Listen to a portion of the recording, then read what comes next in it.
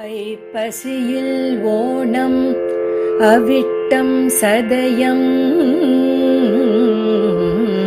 இவை ஒப்பிலவானார்கள் உலகத்தீர் எப்புவியும் பேசு புகழ் பொய்கையார் பூதத்தார் பேயாழ்வார் எப்புவியும் பேசு புகழ் பொய்கையார் பூதத்தார் பேயாழ்வார்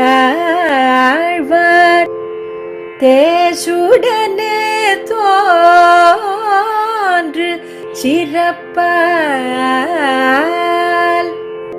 ஐப்பசியில் ஓணம் அவிட்டம் சதயமிவை ஒப்பிலவானார்கள் உலகத்தீர் எப்புவியும் பேசு புகழ் பொய்கையார் பூதத்தார் பேயாழ்வார் தேசுடனே தோன்று சிறப்பால்.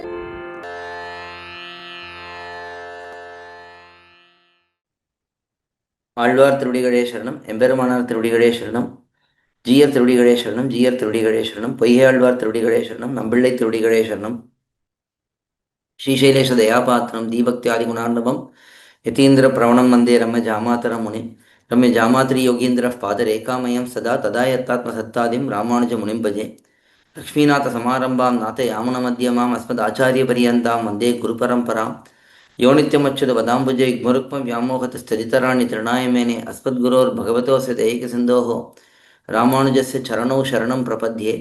மாதாபிதா யோதேஸ்தனயா விபூதி சர்வம் யதேவ நியமேன மதன்மயானாம் ஆத்யஸ்யன குலபதே ரகுலாபிராம் ஸ்ரீமத் ததங்கிரியுகடம் பிரணமாமி மூர்த்னா பூதம் சரஸ்ய மகதாப்பய பட்டநாத ஸ்ரீ பக்திசார குலசேகர யோகிவாஹான் பக்தாங்கிரேண பிரகால யதீந்திர மிஸ்ரான் ஸ்ரீமத் பராங்குஷமுனிம் பிரணதோஸ்மி நித்யம். கைதசேர் பூம்பொழி சூழ் கச்சிநகர் வந்துதித்த பொய்கைப்பிரான் கவிஞர் போரேறு வைய தடியவர்கள் வாழ அருந்தமிழ் நூற்றந்தாதி படிவழங்கச் செய்தான் பரிந்து. பொய்கையாழ்வார் அருளிய முதல் திருவந்தாதி இது. மிக ஆச்சரியமான ஒரு பிரபந்தம்.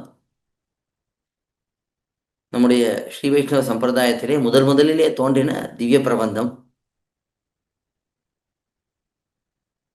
பொதுவாக இயற்பா என்கிற இந்த தொகுப்பு முதல் திருவந்தாதி, இரண்டாம் திருவந்தாதி, மூன்றாம் திருவந்தாதி, நான்முகன் திருவந்தாதி, திருவிருத்தம், திருவாசிரியம், பெரிய திருவந்தாதி, திருவழுக்கூற்றிருக்கை, சிறிய திருமடல், பெரிய திருமடல் என்றிருக்கக்கூடிய இந்த பிரபந்தங்கள் இவை பொதுவாக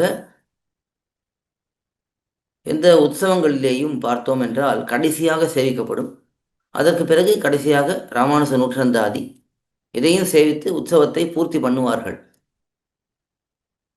ஆனால் இதில் என்ன ஆச்சரியம்னா, முதலிலே தோன்றினது முதல் திருவந்தாதி என்கிற இந்த பிரபந்தம் தான். பொய்கையாழ்வார் தான் முதலிலே பிரபந்தம் அருளி செய்தது. இந்த திவ்ய பிரபந்தங்கள் என்கிற தொகுப்பிலே முதல் பிரபந்தமாக இருப்பது இந்த முதல் திருவந்தாதி. ஆனால் இது இருக்கக்கூடிய இந்த இயற்பா உற்சவங்களிலே கடைசியாகத்தான் சேவிக்கப்படுகிறது. இப்படி ஒரு ஆச்சரியம். இந்த திவ்ய பிரபந்தத்துக்கு நம்பிள்ளை ஒரு அழகான வியாக்கியானம் அருளியுள்ளார். இதை சமீப காலத்திலே சில பல ஆண்டுகளுக்கு முன்பு மண்டே மணந்தான் பிள்ளை ஸ்ரீ உவே வெங்கடகிருஷ்ணன் சுவாமி ஒரு எளிய விளக்க உரையோடு சேர்த்து பதிப்பித்துள்ளார். பெரிய உபகாரம் அது சம்பிரதாயத்துக்கு. இந்த வியாக்கியானத்தை கொண்டு நாம் இந்த முதல் திருவந்தாதியிலே இருக்கக்கூடிய 11ஆம் பாசுரத்திலிருந்து 20ஆம் பாசுரம் வரைக்கும் அனுபவிக்க இருக்கிறோம். ஸ்ரீமத் பரமஹம்சேத்யாதி யதுகிரி யதிராஜ நாராயண ராமானுஜ ஜீயர் சுவாமி அவருடைய நியமனத்தின் பேரிலே தொடர்ந்து திவ்ய பிரபந்த பாசுரங்களுக்கான அர்த்த விசேஷங்களை அனுபவித்து வருகிறோம். அதிலே இன்றைய தினம் நாம் முதல் திருவந்தாதியிலே 11ஆம் பாசுரத்திலிருந்து 20ஆவது பாசுரம் வரைக்கும் அனுபவிக்கலாம். போன பாசுரத்திலே மண்ணும் மலையும் மறிகடலும் மாறுதமும் என்கிற கடைசி பாசுரத்திலே எம்பெருமான் எப்படி எல்லாரையும் ரட்சிக்கிறான், எல்லாரையும் தன்னுடைய வயிற்றிலே வைத்து பிரளய காலத்தில் ரட்சிக்கிறான் என்பது காட்டப்பட்டது. அதைத் தொடர்ந்து 11ஆம் பாசுரம், அதிலிருந்து இந்த அனுபவத்தை தொடங்கலாம். நம்மளுடைய வியாக்கியானத்தில் இருக்கக்கூடிய அவதாரிகை அதை அனுபவித்தோம் என்றால், அதாவது இந்த ஒரு பாசுரத்துக்கும் இருக்கக்கூடிய முன்னுரை அதை அனுபவித்தோம் என்றால் அந்த பாசுரத்தில் என்ன கருத்து இருக்கிறது என்பது நமக்கு நன்றாக விளங்கும், நன்றாக புரியும். அதற்கு பிறகு பாசுரத்துக்கான பதவுரை, அதற்கு மேலே இந்த வியாக்கியானத்திலிருந்து ஒரு சில முக்கியமான விஷயங்கள் சுருக்கமாக, இவற்றை இன்றைய தினம் நாம் அனுபவிக்கலாம் என்று தொடங்குகிறேன். முதலில் 11ஆம் பாசுரம். வாய் அவனை அல்லது வாழ்த்தாது, கையுலகம் தாய் அவனை அல்லது தாம் தொழா, பேய்முலை நஞ்சு ஊனாக உண்டான் உருவோடு பேரல்லால் காணாக்கண் கேளா செவி. பாசுரத்துக்கான அவதாரிகை, வியாக்கியானத்தில் இருக்கக்கூடிய முன்னுரை. இப்படி சர்வ ரக்ஷகனானவனை ஒழிய நான் மற்றெங்கேனும் போகிலும் என்னுடைய இந்திரியங்களானவை அவனை ஒழிய வேறு சிலரை ஸ்தோத்திரம் பண்ணாது என்கிறார். இந்த பாசுரத்தில் ஆழ்வார் என்ன காட்டுகிறார் என்றால், நம்மளை ரொம்ப அழகாக எடுத்து காட்டுகிறார். இப்படி சர்வ ரக்ஷகனானவனை, எம்பெருமான் எல்லாரையும் ரட்சிப்பவன், மண்ணும் மலையும் மறிகடலும் மாருதமும் விண்ணும் விழுங்கியது மெய்யன்பர் என்று போன பாசுரத்தில் எல்லாவற்றையும் எம்பெருமான் விழுங்கி ரட்சிக்கிறான் என்பது காட்டப்பட்டது. அப்படி சர்வ ரக்ஷகனானவனை ஒழிய அவனை தவிர நான் மற்றெங்கேனும் போகிலும், ஒருவேளை நான் அவனை விட்டு வேற எங்கேயாவது போக பார்த்தாலும் என்னுடைய இந்திரியங்களானவை அவனை ஒழிய வேறு சிலரை ஸ்தோத்திரம் பண்ணாது. என்னுடைய இந்திரியங்கள் எம்பெருமானை தவிர வேறு யாரையும் ஸ்தோத்திரம் பண்ணவே பண்ணாது என்று இங்கே காட்டுகிறார். அவன் ஜெகத் ரக்ஷணத்தில் நின்றும் மீளாதா போலே இவருடைய இந்திரியங்களும் அவனை விட்டு மீளா. எப்படி எம்பெருமான் இந்த உலகத்தை காப்பாற்றுவதிலிருந்து மீள மாட்டானோ, மீளுவது என்றால் விலகுவது, அதை விட்டு போவது, எப்படி எம்பெருமான் எல்லா காலத்திலேயும் இந்த உலகத்தை காப்பாற்றி கொண்டே இருப்பானோ அதே போல இவருடைய இந்திரியங்களும் அவனை விட்டு மீளா. ஆழ்வாருடைய இந்திரியங்களும் எம்பெருமானை விட்டு விலகவே விலகாது. ஒவ்வொரு க்ஷணமும் இந்த உலகத்தை எம்பெருமான் தான் காப்பாற்றி கொண்டிருக்கிறான். காக்குமியல்வன் கண்ணபிரான் என்று நம்மாழ்வார் காட்டுகிறார். அப்படி எம்பெருமான் எப்பொழுதும் எல்லாரையும் ரட்சித்துக் கொண்டிருக்கிறான். அதான் படைக்கக்கூடிய காரியத்தை பிரம்மாவிடத்திலே கொடுத்து பிரம்மா மூலமாக தான் படைக்கிறான். அழிக்கக்கூடிய காரியத்தை ருத்ரனிடத்திலே விட்டு ருத்ரன் மூலமாக தான் அழிக்கிறான். ஆனால் படைப்பு என்கிற இந்த ரக்ஷணம் என்ற இந்த காரியத்தை எம்பெருமான் தானே வைத்துக்கொண்டு தானே அதை பண்ணுகிறான். அதை இங்கே காட்டுகிறார். அல்லாதாருக்கு அவன் பக்கத்திலே இந்திரியங்களை மூட்டுகைக்கு உள்ள அருமை போரும் இவருக்கு அகற்றுகைக்கு. அல்லாதாருக்கு சம்சாரிகளுக்கு, நம் போன்றவர்களுக்கும் வைத்துக்கொள்ளலாம். எம்பெருமான் விஷயத்திலே நம்முடைய எண்ணங்களை இந்திரியங்களை மூட்டுவதுன்னு ஈடுபடுத்துவது அது எவ்வளவு கஷ்டமோ, முயற்சி பண்ணி பெருமுயற்சி எடுத்து நாம் எம்பெருமான் விஷயத்தில் ஈடுபட வேண்டும். நமக்கு சுவாபாவிகமாக இயற்கையாக உலக விஷயங்களில் ஈடுபடுவது தான் நமக்கு பழக்கமாக இருக்கிறது. அதை மடைமாற்றம் செய்து எம்பெருமான் விஷயத்தில் ஈடுபடுத்துவது இந்திரியங்களை என்றால் அது மிகவும் அருமைன்னா கஷ்டமாக இருக்குன்னு அர்த்தம். அதே போல பொய்கை ஆழ்வார்க்கு எம்பெருமான விஷயத்திலிருந்து தன்னுடைய இந்திரியங்களை அகற்றுவது அவ்வளவு கஷ்டம் என்று காட்டுகிறார். நமக்கு நினைக்கிறது கஷ்டம், ஆழ்வாருக்கு மறக்கிறது கஷ்டம் என்று ரொம்ப அழகா இந்த பாசுரத்தினுடைய கருத்து என்ன என்பதை அவதாரிகையிலே காட்டுகிறார். பதவுரை அனுபவிக்கலாம். வாய் அவனை அல்லது வாழ்த்தாது, என்னுடைய வாயானது எம்பெருமானை தவிர வேறு ஒருவரையும் வாழ்த்தாது. என்னுடைய வாய் எதை வாழ்த்தும்? எப்பொழுதும் எம்பெருமானையே வாழ்த்தி கொண்டிருக்கும். கையுலகம் தாயவனை அல்லது, என்னுடைய கைகளானவை உலகம் தாயவனை, உலகம் தாயவன்னா உலகத்தை தாவியவன் என்ற அர்த்தம். உலகத்தை தாவி அளந்த இந்த திருவிக்கிரமன் எம்பெருமான் அவனை தாம் தொழா, அவனை தவிர வேறு ஒருத்தரை தொழாது. பேய் முலை நஞ்சு, பூத்தனையாகிய பேயின் முலையில் தடவியிருந்த விஷத்தை, பூத்தனா அவள் கண்ணனை கொல்வதற்காக வருகிறாள். தன்னுடைய முலைகளிலே விஷத்தை தடவிக்கொண்டு தாய் வடிவை எடுத்துக்கொண்டு வருகிறாள். அந்த பூத்தனையுடைய முலையிலே தடவிருந்த விஷத்தை ஊனாக உண்டான், அதே உணவாக எடுத்துக்கொண்டான். விஷத்தையே தனக்கு உணவாக எடுத்துக்கொண்டான். எதனாலே? அவள் அந்த எண்ணத்துடன் தானே வந்தாள். இவனுக்கு இதே உணவாக கொடுத்து இவனை கொல்ல வேண்டும் என்று வந்தாள். அந்த எம்பெருமான் என்ன பண்ணினான்? அதே உணவாக எடுத்துக்கொண்டு அவளை கொன்று விட்டான். அவள் என்ன நினைச்சாலோ அது அவள் விஷயத்திலே பண்ணிவிட்டான். உருவோடு பேரல்லால், உருவத்தையும் பெயரையும் தவிர, அப்படிப்பட்ட அந்த எம்பெருமானுடைய உருவத்தையும் பெயரையும் தவிர காணா கண் கேளா செவி, என்னுடைய கண்களானவை வேறு எந்த உருவத்தையும் காணாது, என்னுடைய செவிகளானவை வேறு எந்த பெயரையும் கேட்காது, எம்பெருமானுடைய திருநாமத்தை தவிர வேறு எதையும் கேட்காது என்று இந்த பாசுரத்திலே காட்டப்படுகிறது. இதிலே 2 இந்திரியங்கள் தான் காட்டப்பட்டிருக்கு. காணா கண் கேளா செவின்னு இருக்கு. இது எல்லா இந்திரியங்களும் விஷயத்தில், எல்லா இந்திரியங்களும் எம்பெருமான் விஷயத்திலே பிரபணமானபடியே சொல்லுகிறது என்று ஒரு அழகான கருத்தை வியாக்கியானத்தை எடுத்து காட்டியிருக்கிறார் நம்பிள்ளை. ரெண்டும் இங்கே காட்டப்பட்டது உபலட்சண முறையிலே எடுத்துக்கொள்ள வேண்டும். உபலட்சணம் என்றால் பல விஷயங்களை சொல்வதற்கு ஒரு சில விஷயங்களை எடுத்து காட்டி இந்த பல விஷயங்களை புரிய வைப்பது. இங்கே 2 இந்திரியங்கள் எம்பெருமான் விஷயத்தில் ஈடுபட்டிருக்குன்னு சொன்னால் என்ன அர்த்தம்னா, எல்லா இந்திரியங்களும் எம்பெருமான் விஷயத்தில் தான் ஈடுபட்டிருக்கு என்பதுதான் அர்த்தம். அது எதனாலே என்றால் ரிஷிகேஷன் அன்றோ என்று காட்டுகிறார். எம்பெருமான் எப்படிப்பட்டவன்? ரிஷிகேஷன். ரிஷிகங்கள் என்றால் இந்திரியங்கள், அதற்கு ஈசனாக அதை நியமிப்பவனாக இருக்கிறான். ரிஷிகேஷன்னா தன்னுடைய இந்திரியங்களுக்கு மட்டும் இல்லை, எல்லாருடைய இந்திரியங்களையும் நியமிப்பவனாக எம்பெருமான் இருக்கிறான். இப்போ என்னுடைய இந்திரியம் அது யாரை என்ன பண்ண வேண்டும் என்பதை எம்பெருமான் தான் நிர்ணயிக்கிறான். அப்படி எம்பெருமான் எல்லாருடைய இந்திரியங்களையும் இழுப்பவனாக கட்டுப்படுத்துபவனாக இருக்கிறான் என்று இந்த விஷயம் இந்த 11ஆம் பாசுரத்திலே காட்டப்பட்டது. அடுத்தது 12ஆம் பாசுரம். செவிவாய் கண்மூக்கு உடலென்ற ஐம்புலனும் செந்தி புவிகால் நீர்வெண் பூதமைந்தும் அவியாத ஞானமும் வேள்வியும் நல்லறமும் என்பரே ஏனமாய் நின்றார்க்கு இயல்பு என்று 12ஆம் பாசுரம். இதனுடைய அவதாரிகை. கீழே சர்வ சமாஸ்ரயணியன் அவனே என்றார். கீழேனா போன பாசுரத்திலே ஆழ்வார் சர்வ சமாஸ்ரயணியன், எல்லாராலும் ஆசிரியக்கத்தக்கவன் பகவான் என்று போன பாசுரத்திலே சொன்னார்.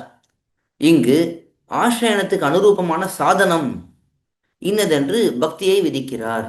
அப்படி எம்பெருமானை ஆசிரியிக்க வேண்டும் என்று அதுக்கு என்ன உபாயம் என்றால் பக்தியை விதிக்கிறார், பக்தி யோகத்தை விதிக்கிறார் என்று ஒரு அவதாரிகை. அவதாரிகை ஒன்றா இருந்தாலும் இந்த வியாக்கியானத்திலே 2 விதமான அர்த்தங்கள் காட்டப்படுகின்றன. முதல்ல பதவுரையை பார்த்துவிட்டு அதற்கு பிறகு வியாக்கியானம் பார்க்கலாம். செவிவாய் கண் மூக்கு உடல், காது வாய் கண் மூக்கு உடல் என்று ஐம்புலனும் என்று 5 ஞானேந்திரியங்கள், அதாவது 5 ஞானேந்திரியங்கள் 5 கர்மேந்திரியங்கள்னு சொல்லப்படுகிறது. அதிலே ஞானேந்திரியங்கள் என்பவை ஞானத்தை நமக்கு பெற்றுக் கொடுக்கக்கூடிய இந்திரியங்கள். அது எதெல்லாம்? காது வாய் கண் மூக்கு உடல் என்று 5 இந்திரியங்கள். அவற்றை இங்கே காட்டுகிறார். இந்த 5 இந்திரியங்களும் செந்தி புவி கால் நீர் வெண் பூதம் 5ம், அக்னி பூமி காற்று ஜலம் ஆகாசம் என்னும் பஞ்சபூதங்களாலான உடலும். இந்த பூதம் 5ம்னு சொன்னது இந்த பூதங்களாலே பண்ணப்பட்ட உடல், இந்த உடலும் அவியாத ஞானமும், நாசமற்ற பக்தி ரூபமான ஞானமும். அதாவது இந்த பக்தி ரூபாபன்ன ஞானம் என்று சொல்லுவார்கள். பக்திஷ்ட ஞான விசேஷக என்று எம்பெருமானார் அருளிய அற்புதமான ஸ்ரீசுக்தி. அதாவது இந்த பக்தி என்பது ஞானத்தினுடைய முதிர்ந்த நிலை என்று சொல்லப்படுகிறது. அப்படிப்பட்ட உயர்ந்ததான ஞானமும் வேள்வியும் நல்லறமும். வேள்வி என்றால் அக்னிஹோத்திரம் முதலான யாகங்கள், அதுக்கு மேலே நல் அறம் நற்குணங்கள், இவைகளெல்லாம் ஏனமாய் நின்றார்க்கு இயல்பு என்பரே, வராக பெருமாளை அடைவதற்கு சாதனம் என்கிறார்களே என்று சொல்லுகிறார்களே என்று பாசுரத்துக்கான பதவுரை. இதில் வியாக்கியானத்தில் ரெண்டு விதமாக இதை காட்டியிருக்கிறார் நம்பிள்ளை. ஒன்று, பக்தி யோகமே பகவானை அடைவதற்கு ஒரு உபாயம். பக்தி யோகமும் சாஸ்திரத்தில் ஒரு உபாயமாக சொல்லப்பட்டிருக்கிறது. அதனால பக்தி யோகத்தை கொண்டு பகவானை அடையலாம். ஆனாலும் அதில் என்ன விஷயம்னா, ஏனமாய் நின்றார்க்கு என்று இருக்கு. அப்போ பக்தி யோகத்தை நாம் அனுஷ்டித்தாலும் கூட கடைசியில பலன் கொடுப்பவன் பகவான் தான் என்பது காட்டப்படுறது. அது ஒரு விதமான விளக்கம். இரண்டாவது விளக்கம், என்பரே என்று சொல்லுவது ஏளனமாக கேட்பது. அதாவது இதை போய் சொல்லுகிறார்களே, எங்கேயாவது பக்தி யோகத்தை கொண்டு பகவானை அடைய முடியுமா என்று இந்த பாசுரத்திலே கேட்பதாக இரண்டாவது அர்த்தமும் காட்டுகிறார். இப்படி இந்த 12ஆம் பாசுரத்திலே இரண்டு விதமான அர்த்தங்கள். அப்ப இரண்டாவது அர்த்தத்திலே எது உபாயம்னு சொல்லப்படுறது என்றால், சாதன பக்தி, அதாவது பகவானை அடைவதற்கு பக்தியை சாதனமாக கொள்ளாமல் சாத்திய பக்தி, அதாவது பக்தியையே கைங்கரியமாக கொள்வது, அப்படி ஒரு அர்த்தம் வைத்துக்கொள்ளலாம். இல்லைன்னா சாதன பக்தி பகவானை அடைவதற்கு உபாயம் கிடையாது, இதை போய் உபாயம்னு சொல்லுகிறார்களே, அப்போ பகவானை அடைவது எப்படி என்றால் சரணாகதி பிரபத்தி, அதன் மூலமாக பகவானை அடையலாம் என்று சொல்லுவதாக ரெண்டு விதமான கருத்து இந்த 12ஆம் பாசுரத்திலே காட்டப்படுகிறது.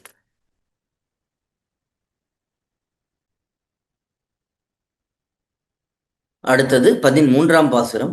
இயல்பாக ஈந்துழாயான் அடிக்கே செல்ல முயல்வார் இயல் அமரர் முன்னம் இயல்பாக நீதியாலோதி நியமங்களால் பரவ ஆதியாய் நின்றார் அவர். இது 13ஆம் பாசுரம். முதலில் இதனுடைய அவதாரிகையை பார்க்கலாம். வாய் அவனை அல்லது வாழ்த்தாது என்னும்படியாய் இருந்தது உம்மது. அல்லாதார்க்கு அவனை ஆசிரியிக்கும் போது அவதானம் வேணும். எங்கனே கூடுமோ என்னில் பிரகிருத்தியா ஆசிரியித்திருக்கிறவர்கள் நித்தியசூரிகள். அல்லாதாரும் யதாசக்தி ஆசிரியிக்கும்படிக்கு ஈடாக தானே பிரதம பாவியாம் என்கிறது. இதற்கு என்ன அர்த்தம் என்று பார்க்கலாம். வாய் அவனை அல்லது வாழ்த்தாது என்னும்படியாய் இருந்தது உம்மது. ஆழ்வாரை பார்த்து ஒருத்தர் சொல்லுகிறார், உம்முடைய வாய் எப்படி இருக்கு? எம்பெருமானை தவிர மற்றவர்களை வாழ்த்த மாட்டேன் என்று இருக்கிறது. ஆனால் எல்லாருக்கும் அப்படி இல்லையே. அல்லாதார்க்கு அவனை ஆசிரியிக்கும் பொழுது அவதானம் வேணும். மற்றவர்களுக்கெல்லாம் எம்பெருமானை ஆசிரியிக்க வேண்டும் என்றால் முதல்ல எம்பெருமானிடத்தில் ஈடுபாடு வேணுமே. எங்கனே கூடுமோ என்னில் இது எப்படி எல்லாருக்கும் சுலபமாகும் என்றால், அதற்கு இங்கே ஆழ்வார் பதில் சொல்கிறார். பிரகிருத்தையா ஆசிரியித்திருக்கிறவர்கள் நித்தியசூரிகள், அதாவது எம்பெருமானை இயற்கையாகவே ஆசிரியித்திருப்பவர்கள் நித்தியசூரிகள். அல்லாதாரும் யதாசக்தி ஆசிரியிக்கும்படிக்கு ஈடாக தானே பிரதம பாவியாம் என்கிறது. இப்போ நித்தியசூரிகளை போல எல்லாரும் இருக்க முடியாது எம்பெருமானிடத்தில் மிகுந்த ஈடுபாடோட.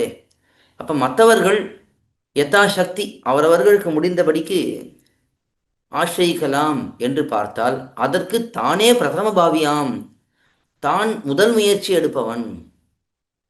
அதாவது எம்பெருமானை அடைவதற்கு நாம் முயற்சி பண்ணுகிறோமா, இல்லை நம்மை அடைவிப்பதற்கு அவன் முயற்சி பண்ணுகிறானா என்றால், அவன்தான் நம்மை தன்னிடத்திலே சேர்த்துக் கொள்வதற்கு பல முயற்சிகளை பண்ணுகிறான். பத்தி உழவன் என்று கூட திருமழிசையாழ்வார் எடுத்து காட்டுகிறார். எம்பெருமான் ஒரு நிலத்தை எப்படி உழவனானவன் நன்றாக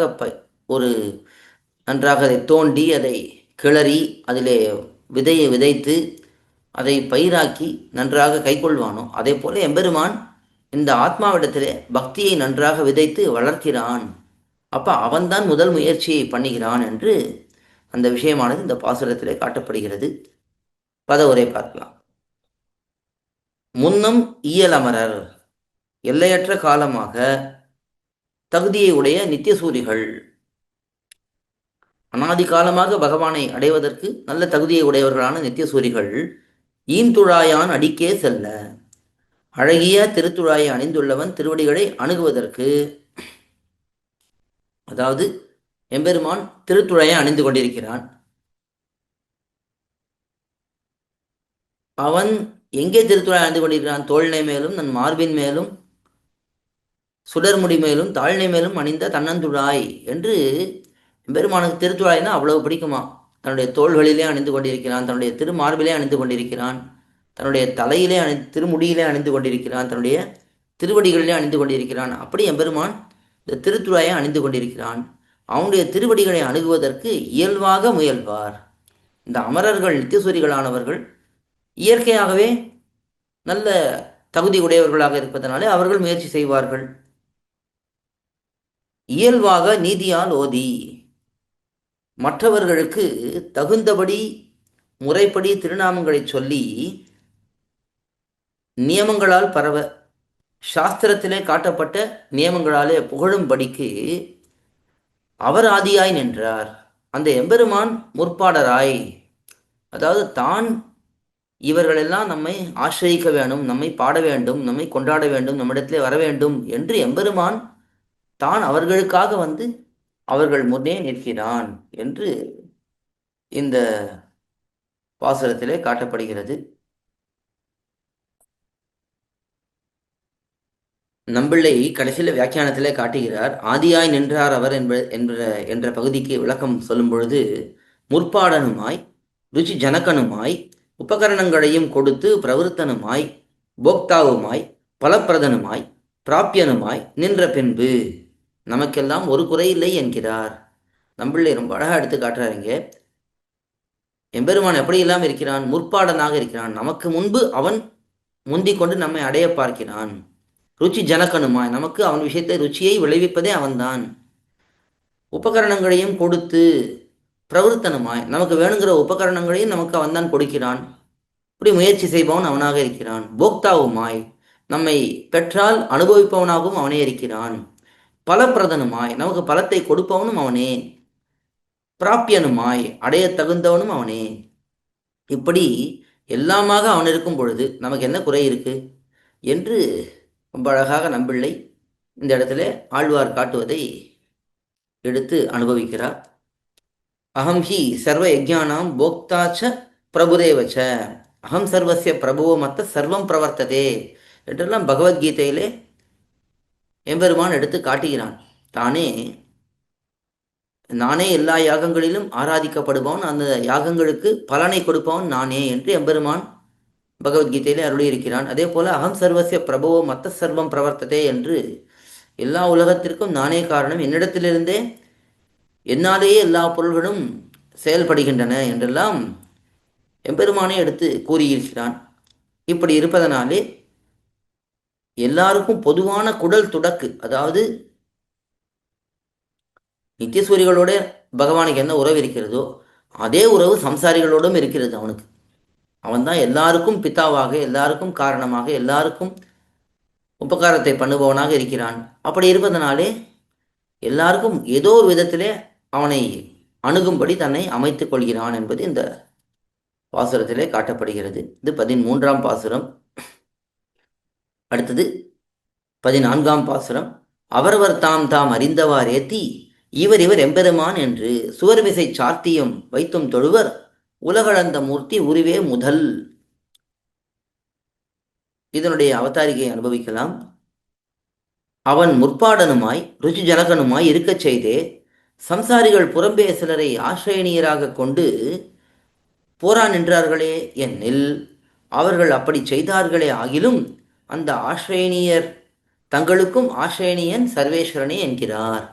அதாவது ஒரு அழகான கேள்வி இங்கே. ஆழ்வாரை பார்த்து ஒருத்தர் கேட்கிறார், சரி, எம்பெருமான் தான் முற்பாடனாக முதல்ல முயற்சி செய்பவனாக இருக்கிறான், ருச்சி ஜனகனாக நமக்கு ருச்சியை உண்டாக்குபவனாக இருக்கிறான். இப்படியெல்லாம் இருந்தாலும் சம்சாரிகள் வேறு சிலரை போய் ஆசிரியனியராக தஞ்சமாக பற்ற தகுந்தவர்களாக கொண்டு அவர்களிடத்தே போகிறார்களே என்றால், அவர்கள் அப்படி செய்தார்களே ஆகிலும், சம்சாரிகள் வேறு தேவதைகளையோ வேறு மனுஷர்களையோ அவர்கள் பின்பற்ற தொடங்கினார்களே ஆகிலும் அந்த ஆசிரியனியர்களுக்கும், இவர்கள் எந்தெந்த தேவதைகளை ஆசிரியத்திருக்கிறார்களோ அவர்களுக்கும்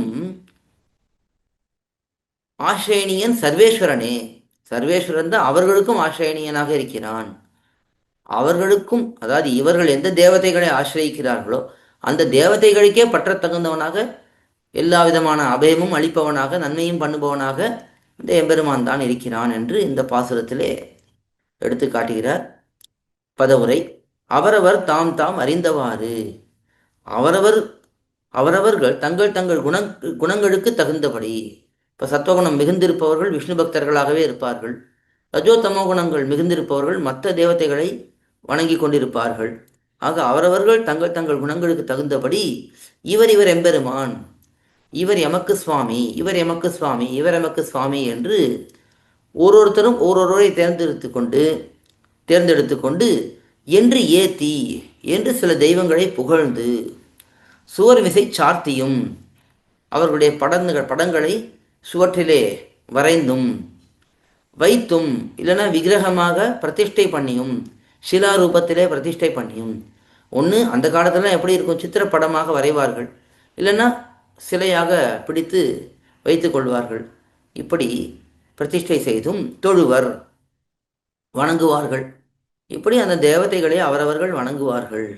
ஆயினும் உலகளந்த மூர்த்தி உருவே முதல், திருவுலகளந்த அளந்து அருளினானே அந்த எம்பெருமான் தான் எல்லாருக்கும் காரணமாக இருக்கக்கூடியவன்.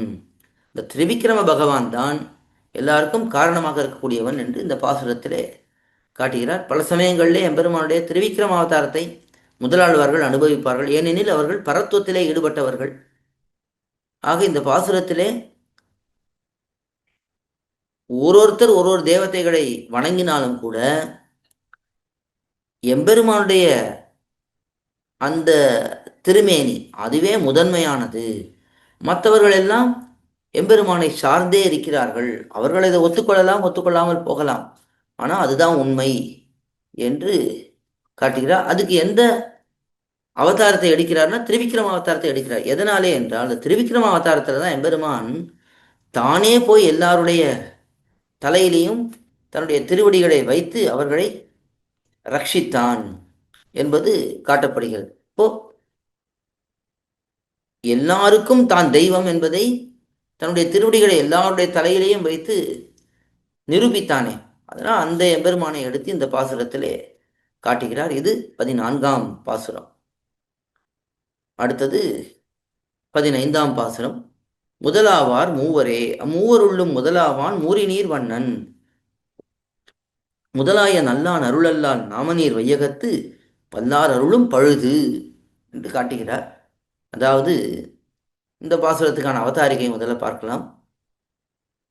ஒருத்தர் கேட்கிறார் ஆழ்வாரிடத்துல நீர் அவனையே பிரதானனாக சொல்லான் என்றீர்.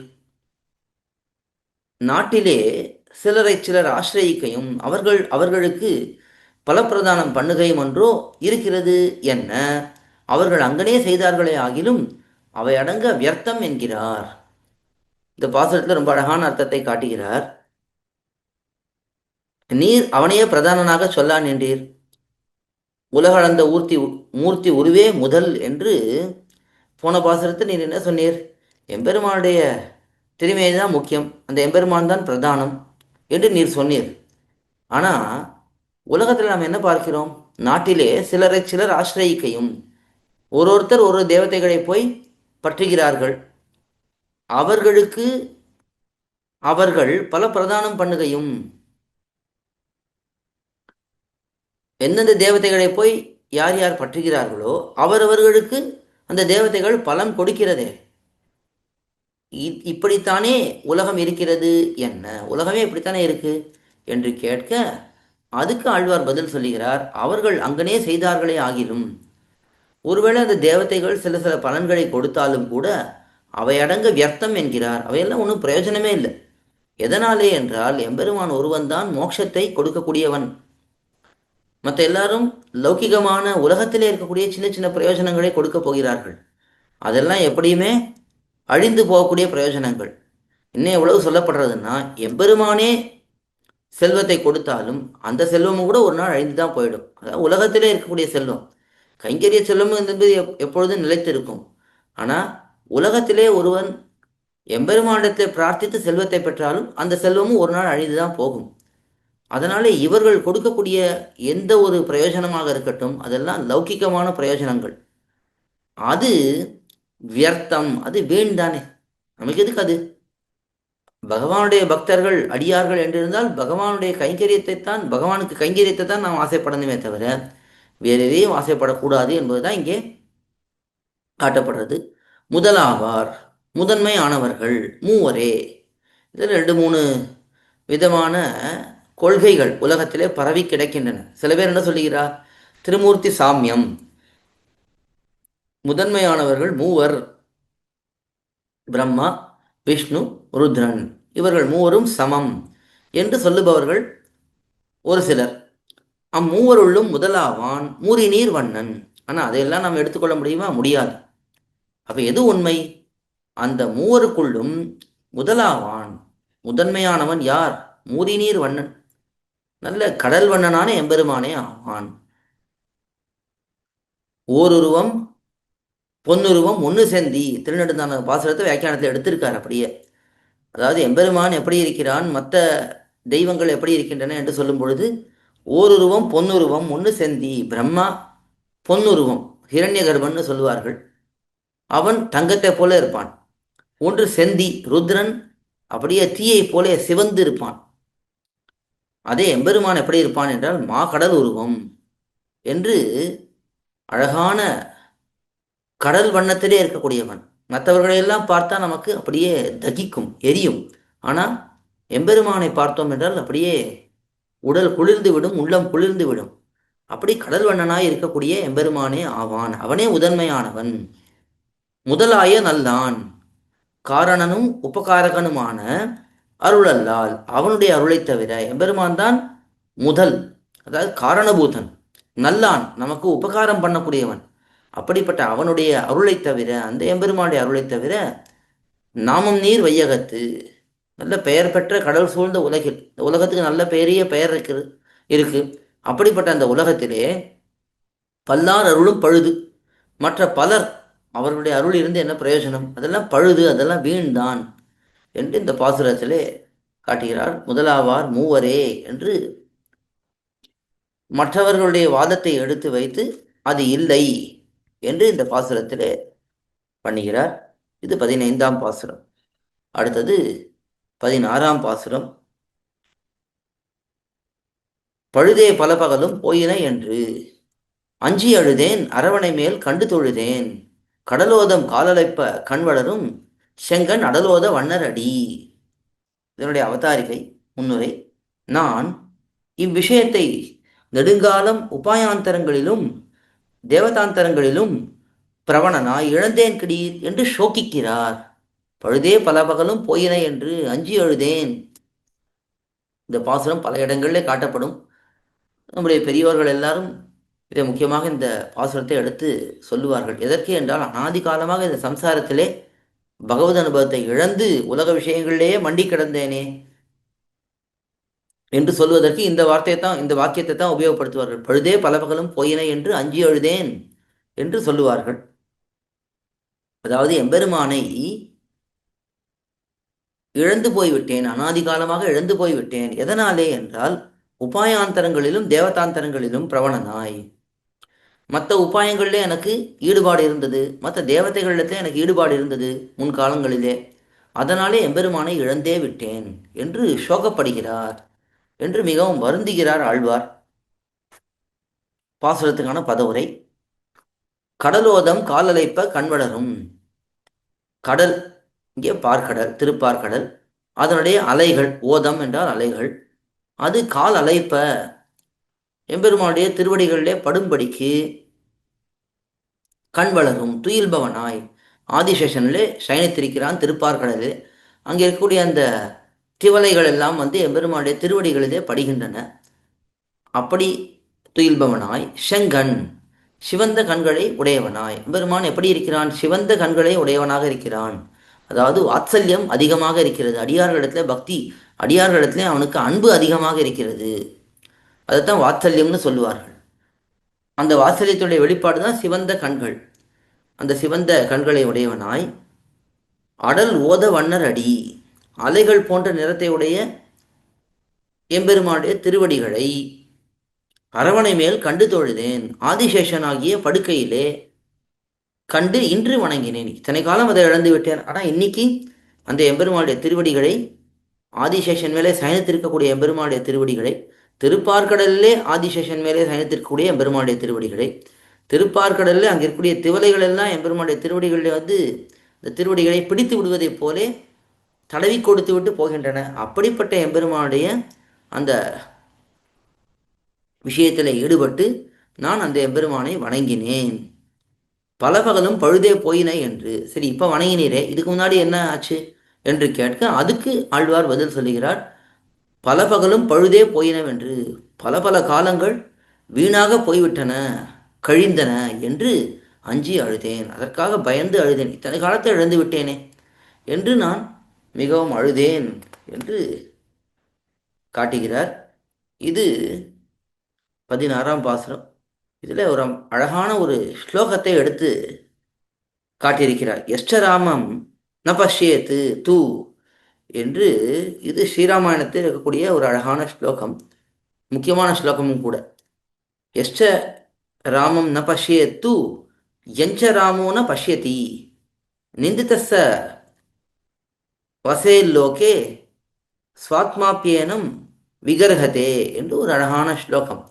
அதாவது எவனொருவன் பெருமாள் ஸ்ரீ ராமனை பார்க்கவில்லையோ, எவனொருவன் ராமனாலும் பார்க்கப்படவில்லையோ, அவன் உலகத்திலே நிந்திக்கப்பட்டவனாகவே வாழ்வான். அவனை யார் நிந்திப்பார்கள்னா அவனுடைய மனமே அவனை நிந்திக்கும். அதாவது அவனுடைய ஹிருதயமே, அவனுடைய மனசே அவனை நிந்திக்குமா. யாரை நிந்திக்கும்? பெருமாளை காணாதவன், பெருமாளாலே காணப்படாதவன். ஒன்று பெருமாளையாவது நாம் கண்ணாலே பார்த்து சேவிக்க வேண்டும், இல்லை பெருமாள் நம்மை காண வேண்டும், அவனுடைய கட்டாட்சமாக நம்முடைய விழுந்திருக்க வேண்டும். இது ரெண்டுமே இல்லை என்றால் அவன் நிந்திக்கத்தக்கவன் என்று சொல்லப்படுகிறது. அப்படி அநாதி காலம் வீணாயிடுத்தே, எம்பெருமானை நானும் சேவிக்காமல் விட்டேன், அவனுடைய கட்டாட்சமும் என்னிடத்தில் பலிக்காமல் போய்விட்டதே, இப்பொழுது பலித்து விட்டதே என்று அதற்காக சந்தோஷப்படுகிறாரே தவிர முன் காலங்களில் இழந்ததுக்கு மிகவும் வருந்துகிறார் என்று இந்த பாசுரத்திலே பார்க்கலாம். இது 16ஆம் பாசுரம். அடுத்தது 17ஆம் பாசுரம். அடியும் படிகடப்ப தோள் திசைமேல் செல்ல முடியும் விசும்பளந்து தென்பர் வடியுகிறாள் ஈர்ந்தான் இரணியனதாகம் இருஞ்சிறை புள்ளூர்ந்தான் உலகளந்த நான்று என்று 17ஆம் பாசுரம். அதனுடைய அவதாரிகை சேவிக்கலாம். திருப்பார்கடலிலே போய் கிட்ட வேண்டும்படி தூரமாய் நான் இழந்தேனோ, அவன்தானே வந்து சந்நிகிதனாக செய்தே கிடீர் நான் இழந்தது என்கிறார். இந்த பாசுரத்தில் ஒரு அழகான அர்த்தம் காட்டுகிறார். அதாவது திருப்பார்கடல் வரை சென்று அவனை அடைய வேண்டும்படி அவன் வெகு தூரத்தில் இருக்கிறானா அப்படின்னு பார்த்தோம்னா இல்லை இல்லை, அவ்வளவு தூரம்லாம் இல்லையே. திருப்பார்கடலே போய் கிட்ட வேண்டும்படி, திருப்பார்கடல்ங்கிறது க்ஷீராப்திங்கிறது ரொம்ப தூரத்தில் இருக்கு. அப்படி இருக்கக்கூடிய அங்கே போய் அவனை பெற வேண்டும் என்று நான் இழந்தேனா என்று கேட்டால் இல்லை இல்லை, அவனே வந்து இந்த உலகத்தை அளந்து அருளினான், திருவுலக அளந்து அருளினான். அப்படிப்பட்ட அந்த சமயத்திலும் கூட அவனை நான் இழந்து விட்டேனே, அவனை யார் என்று புரிந்து கொள்ளாமல் இழந்து விட்டேனே என்று வருந்துகிறார். பதவுரை பார்க்கலாம். அடியும் படிகடப்ப தோள் திசைமேல் செல்ல, பாசுரத்துக்கான பதவுரை. வடியுகிறாள், கூர்மையான நகத்தால் இரணியனது ஆகம் ஈர்ந்தான், இரணியனுடைய மார்பை பிளந்தான். அப்படிப்பட்டவனாய் இரும் சிறை புள்ளூர்ந்தான், பெரிய சிறகுகளை உடைய கருடாழ்வார், அவரை நடத்தக்கூடிய, அவர் மீது ஏறி வரக்கூடிய பெருமான் உலகளந்த நான்று. அந்த எம்பெருமான் என்ன பண்ணினான்? திருவுலக அளந்து அருளினான், இந்த உலகத்தை அளந்து அருளினான். அந்த நாள், அந்த சமயத்திலே அடியும் படிகடப்ப, அவனுடைய திருவடியும் பூமியை அளந்து கொள்ள, ஒரு திருவடி பூமியை அளந்து கொள்கிறது.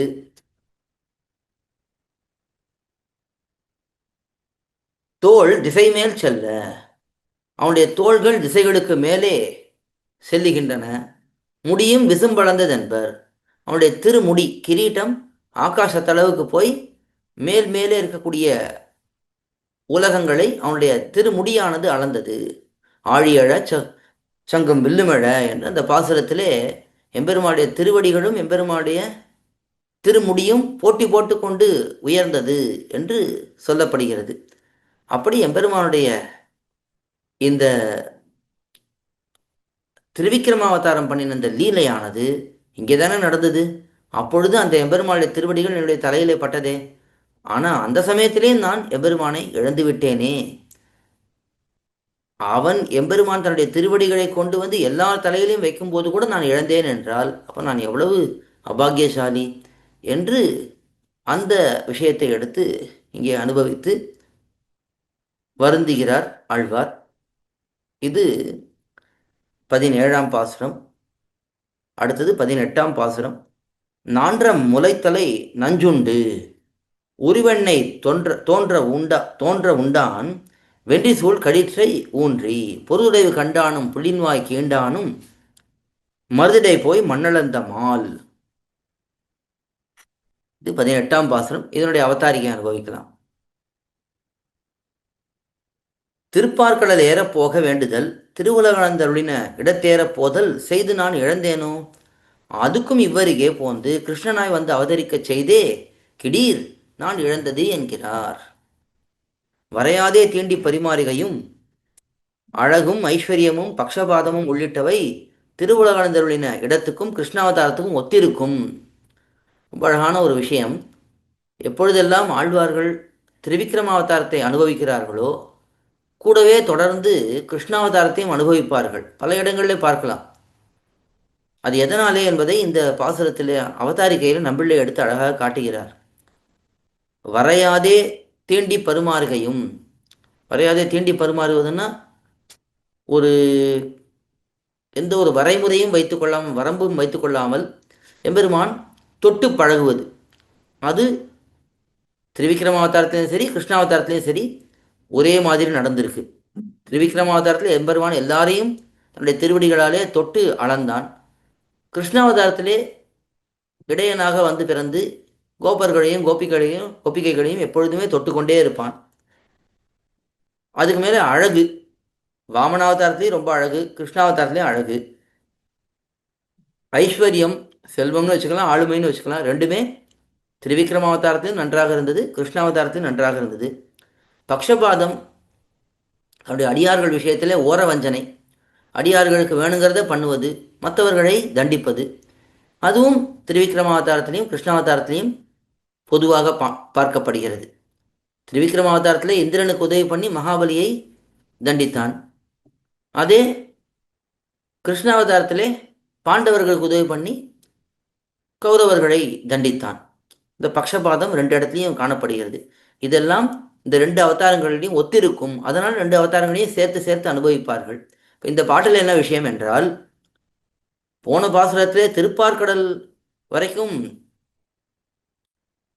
போக வேண்டாம், ஆனால் திருவுலகளந்தருளினான எம்பெருமான் அப்பொழுது நான் அவனை இழந்து விட்டேனே என்று வருந்தினார். இப்போ இந்த பாசுரத்தை சொல்றார், திருவுலகளந்தருளின பொழுது இழந்தது மட்டுமில்லை, பிற்பாடு கிருஷ்ணாவதாரம் பண்ணி இந்த இடைக்குலத்திலே ஆய்குலத்திலே பிறந்து கோபர்கள் கோபிகைகள் கூட மிகவும் சுலபமாக பழகினானே, அப்பொழுதும் நான் உன்னை இழந்து விட்டேனே. இப்போ சமீபத்திலே துவாபர யுகத்திலே நடந்த இந்த கிருஷ்ணாவதாரத்திலே நான் உன்னை இழந்து விட்டேனே என்று இந்த பாசுரத்திலே காட்டுகிறார். பதவுரை. நான்ற முளைத்தலை நஞ்சுண்டு. நான்றன தொங்குகிற, நால்வாய் மும்மதத்து இருசவி என்று திருவள்ளுக்கூட்டிருக்கையில பார்க்கிறோம். நால்வாய் என்றால் தொங்குகிற வாய்ன்னு அர்த்தம். நான்ற தொங்குகின்ற முலை, முளைத்தலை நஞ்சுண்டு, இந்த முலையில் உள்ள விஷத்தை பருகி, உரிவெண்ணெய், உரியில் வைத்த வெண்ணெயை தோன்ற உண்டான், மற்றவர்களுக்கு தெரியும்படி களவு கண்டு உண்டான். அப்படி உண்டவனும் வென்றி சூழ் களிற்றை, வெற்றியும் சூழ்ச்சியையும் உடைய யானையை ஊன்றி பொருது உடைவு கண்டானும் தரித்து நின்று போரிட்டு அழித்தவனும். கோலையாபிடத்தை அழித்ததை எடுத்து காட்டுகிறார். நல்ல வெற்றியும் உடையது சூழ்ச்சியையும் உடையது அப்படிப்பட்ட யானையை அழித்தான். அப்படி அழித்தவனும் புள்ளின் வாய் கீண்டானும். பகாசுரன், கொக்கு வடிவிலே வந்த அசுரன், அவனுடைய வாயை கிழித்தவனும். மருதிடை போய் மருத மரங்களுக்கு நடுவிலே போனான் எம்பெருமான். அப்படிப்பட்ட அந்த எம்பெருமான் மண் அளந்த மால், அவனே உலகங்களை அளந்து கொண்ட அதே எம்பெருமான் தான், அந்த திருவிக்கிரமன் எம்பெருமான் தான் இப்படி கிருஷ்ணாவதாரம் பண்ணி பல பல லீலைகளை நடத்தினான். அந்த சமயத்திலேயும் அந்த எம்பெருமானுடைய அனுகிரகத்தை பெறாமல் இழந்து போய்விட்டேனே என்று இந்த பாசுரத்திலே காட்டுகிறார். இது 18ஆம் பாசுரம். இந்த வியாக்கியானத்திலே நம்பிள்ளை ஒரு அழகான விஷயம் காட்டுகிறார் கடைசியிலே. அதாவது திருவுலகளந்தருளின நீர்மை பின்னாட்டுகிறபடி, திருவுலகளந்தருளின போது அவனுடைய நீர்மை எளிமையானது நன்றாக தெரிந்தது. அது கிருஷ்ணாவதாரத்திலே பின்னாட்டுகிறதுன்னா அங்கே தோன்றுகிறது. கிருஷ்ணாவதாரத்தோடு ஸ்ரீ வாமனாவதாரத்தோடு வாச்சியர இவருக்கு ஒரு போகியாய் தோற்றுகிறபடி, ஒரு போகினா அப்படியே தொடர்ந்து தெரியுது. அது ஆழ்வாருக்கு எந்த மாதிரி அனுபவம் கிடைக்கிறதுனா, வாமனாவதாரம் கிருஷ்ணாவதாரம் ரெண்டும் தொடர்ந்து ஒரே அனுபவமாகவே தெரிகிறது. அந்த அளவுக்கு அவருக்கு இந்த ஞானமானது விஷதமாக மிகவும் தெளிவாக ஏற்பட்டிருக்கிறது என்று அதை எடுத்து காட்டுகிறார். இது 18ஆம் பாசுரம். மேலே 19ஆம் பாசுரம். மாலும் கருங்கடலே என்னோற்றாய், வையகமுண்டு ஆளிநிலை துயின்ற ஆழியான், கோல கருமேனி செங்கண்மால் கண்படையுள் என்றும் திருமேனி நீ தீண்ட பெற்று. 19ஆம் பாசுரம் இதனுடைய அவதாரிகை.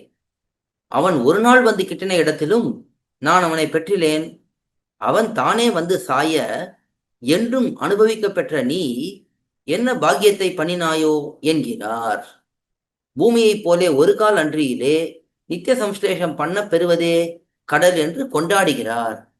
அடுத்த பாசுரத்தில் திருப்பார்கடலை மிகவும் கொண்டாடுகிறார் ஆழ்வார். எப்படின்னா, அவன் ஒரு நாள் வந்து கிட்டின இடத்திலும் நான் அவனை பெற்றினேன். அவன் ஒரு நாள் இந்த கிருஷ்ணாவதாரம் என்னைக்கோ ஒரு நாள் பண்ணினான், அந்த சமயத்திலையும் நான் அவனை பெற்றிலேன், அவனை அடையவில்லை.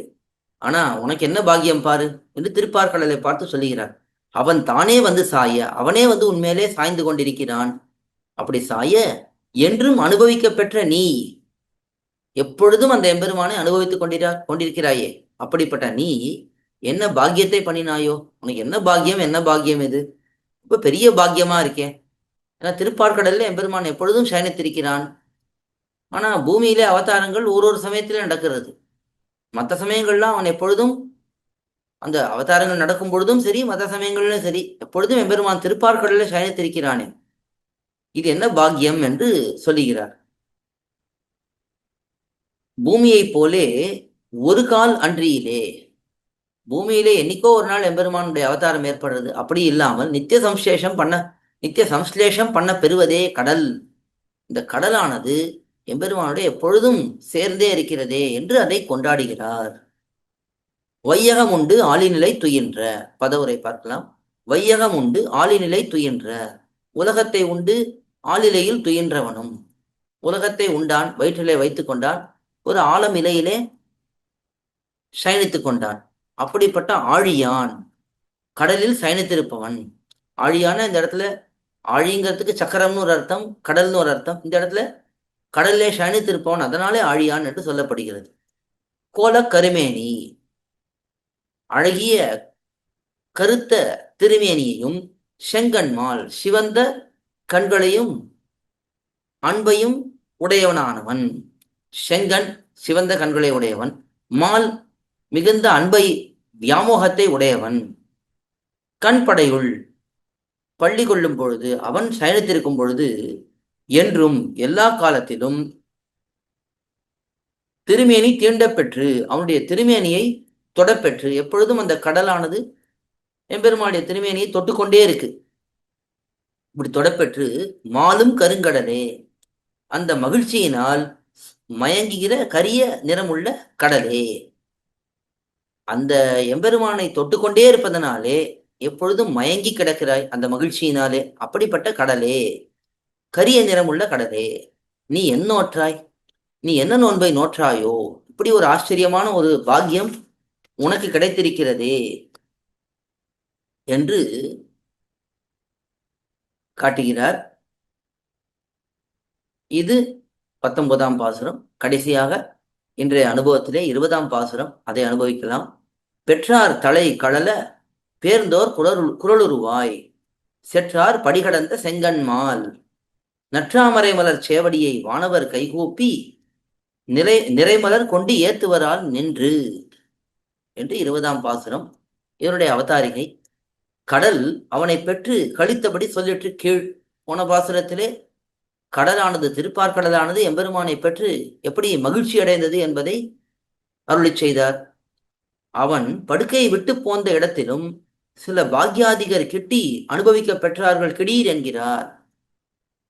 அவன் அவதாரங்கள் செய்த பொழுதும், அதாவது படுக்கையை விட்டு போந்த இடத்திலும்னா அந்த திருப்பார்கடல்லே சயனத்தை விட்டு அவன் புறப்பட்டு வந்து அவதாரங்கள் பண்ணின இடத்திலும் சில பாக்யாதிகர், அதிகமான பாக்கியத்தை பண்ணினவர்கள் கிட்டி அனுபவிக்க பெற்றார்கள் கிடீர்.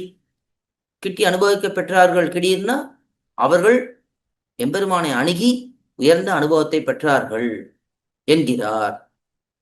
படுக்கையாய் கிடந்த கடலுக்கு தன்னை கொடுக்க சொல்ல வேணுமோ? துர்மானிகளான தேவர்களுக்கு தன்னை கொடானிருக்க என்றபடி. படுக்கையாய் கிடந்த கடலுக்கு தன்னை கொடுக்க சொல்ல வேணுமோ? எம்பெருமான் தனக்கு படுக்கையாக இருந்த திருப்பார்கடல் இல்ல கடல் பொதுவாகவே அதற்கு தன்னை கொடுத்தான் என்பது சொல்லவும் வேணுமா? இது என்ன பெரிய ஆச்சரியம்? ஏன் இதுல என்ன ஆச்சரியம்னா, துர்மானிகளான தேவர்களுக்கு தன்னை கொடான்னு இருக்க. தேவர்கள்லாம் துர்மானிகள், தங்களிடத்திலே பெரிய ஒரு கர்வம் இருக்கும்.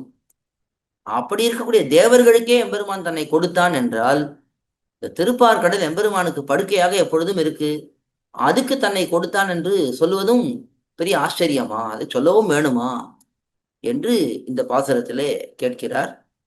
பதவுரை பார்க்கலாம். பெற்றார் தழை கடல, பெற்றோர்களுடைய விலங்குகள் கடலும்படியாக. வசுதேவன், தேவகி இவர்கள் இருவரும் கம்சனாலே சிறைபிடிக்கப்பட்டிருந்தார்கள். அவர்களுடைய இந்த விலங்குகள் கடலும்படியாக தந்தை காலில் விலங்கற வந்து தோன்றிய தமியேன், வந்து தோன்றிய தோன்றல் என்று பெரிய திருமொழியிலே காட்டுகிறார் திருமங்கையாழ்வார். தன்னுடைய தந்தையினுடைய காலில் விலங்கு அரும்படிக்கு வந்து எம்பெருமான் தோன்றினான் என்று சொல்லுகிறார். அதுதான் இங்கே பெற்றார் தழை கடல என்று காட்டுகிறார். பேருந்து அதற்காக திருப்பார்கடலிலிருந்து புறப்பட்டு ஓர் குரலுருவாய் ஒப்பற்ற வாமன வடிவம் உடையவனாய் செற்றார் படிகடந்த. செற்றார்னா எதிரி, விரோதியான மகாபலி தன்னதாக நினைத்திருந்த உலகை அளந்தவனும், அவன் இந்த உலகம் தன்னுடையது நினைத்துட்டு இருந்தான் மகாபலி, அதை எம்பெருமான் அளந்தான். அப்படி அளந்தவனும் செங்கண்மால் சிவந்த கண்களையும் அன்பையும் உடையவனுமான எம்பெருமானுடைய, செங்கன் என்பதனால் சிவந்த கண், மால் என்பதனால் அன்பை உடையவன், அப்படிப்பட்ட அந்த எம்பெருமானுடைய நல் தாமரை மலர் சேவடியை, அழகிய தாமரை போல் சிவந்த திருவடியை. எம்பெருமானுடைய திருவடிகள் எப்படி இருக்கு? ரொம்ப அழகான தாமரையை போல சிவந்திருக்கிறது. அதை வானவர் கைகூப்பி நின்று, தேவர்கள் எல்லாம் கைகூப்பி கொண்டு நின்று நிறைமலர் கொண்டு ஏத்துவர், தொடுத்த மலர்களை கொண்டு புகழ்வார்கள். ஆல், ஐயோ இது என்ன ஆச்சரியம், இது அவர்களுக்கு கிடைச்சிருக்கு, எனக்கு கிடைக்கவில்லையே. தேவர்கள் எல்லாம் கர்வத்தை உடையவர்கள், ஆனா அவர்களே எம்பெருமானை கொண்டாடும்படி ஒரு பாக்கியம் அவர்களுக்கு கிடைச்சிருக்கு, ஆனா எனக்கெல்லாம் இந்த பாக்கியம் கிடைக்கவில்லையே என்று ஆழ்வார் இந்த பாசுரத்திலே எடுத்து காட்டுகிறார். ஏஷ நாராயண ஸ்ரீமான் ஸ்ரீரார்ணவனிகேதனக நாகவரியங்கம் உஸ்ருஜ்ய தியாகத்தோ மதுராபுரீம் என்று பிரசித்தமான ஸ்லோகம். எம்பெருமான் அந்த திருப்பார்கடலிலே இருக்கக்கூடிய ஆதிசேஷ படுக்கையை விட்டு மதுரையிலே வந்து அவதரித்தான் என்று சொல்லப்படுகிறது. அப்படி எம்பெருமான் அவதரித்ததை இங்கே காட்டுகிறார். ஆனா இதுலேயும் அதேதான், வாமனாவதாரத்தையும் கிருஷ்ணாவதாரத்தையும் சேர்த்தே அனுபவிக்கிறார். அது இந்த பாசுரத்திலே காட்டப்பட்டது. தேவர்களுக்கு தான் இந்த வாமனாவதாரத்திலே பெரிய கிருபையை பண்ணினான். அதே எம்பெருமான் தான் பிற்காலத்திலே ராமனாகவும் கிருஷ்ணனாகவும் அவதரிக்கிறான். அப்படி இந்த பாசுரத்திலே தேவர்களுக்கு கிடைத்த பாக்கியம் அது கொண்டாடப்பட்டது. இத்தோட இந்த 10 பாசுரங்களுடைய அனுபவம் நிறைவுற்றது. பெரியவர்களிடத்துல கேட்ட அர்த்தங்களை நம்பிள்ளை சாதித்த இந்த வியாக்கியானத்திலிருந்து எடுத்து இங்கே விண்ணப்பித்தேன். இந்த வாய்ப்பை நமக்கு அருளிய ஸ்ரீமத் பரமஹம்ச இத்தியாதி யதுகிரி யதிராஜ நாராயண ராமானுஜ ஜீயர் சுவாமியுடைய திருவடி தாமரைகளுக்கு பல்லாண்டு பாடி அமைகிறேன். க்ஷமிக்க பிரார்த்திக்கிறேன். ஆழ்வார் திருவடிகளே சரணம், எம்பெருமானார் திருவடிகளே சரணம், ஜீயர் திருவடிகளே சரணம், ஜீயர் திருவடிகளே சரணம், பொய்யே ஆழ்வார் திருவடிகளே சரணம், நம்பிள்ளை திருவடிகளே சரணம்.